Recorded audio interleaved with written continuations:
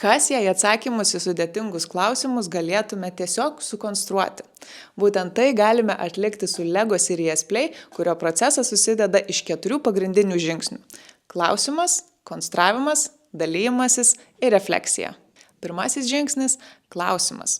Fasilitatorius užduoda dalyviams klausimą, kuris tampa pagrindu tolimesniems žingsniams. Pavyzdžiui, kokia yra mūsų komandos didžiausia stiprybė? Klausimai gali būti įvairiausi, priklausomai nuo užsiėmimo tikslo. Antrasis žingsnis – konstravimas. Dalyviai individualiai arba komandose stato LEGO modelius, kurie yra atsakymai į užduotą klausimą. Kaladėlės tampa pagrindinė komunikavimo forma, kuri leidžia sudėtingas idėjas išreikšti vizualiai. Ir nesijaudinkite, jeigu nesate LEGO meistras. Čia svarbiausia netobulas modelis, o procesas. Leiskite rankoms vadovauti ir pamatysite, kaip lengvai idėjos materializuojasi. Trečiasis žingsnis – dalijimasis. Laikas išgirsti, ką pasakoja jūsų modeliai.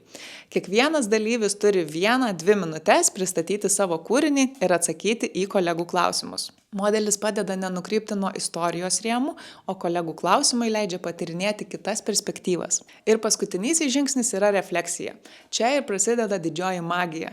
Komanda kartu analizuoja, ieško panašumų, o galbūt ir netikėtų prieštaravimų, ir šičia atsiranda pats didžiųjų aha momentų ir įžvalgų metas.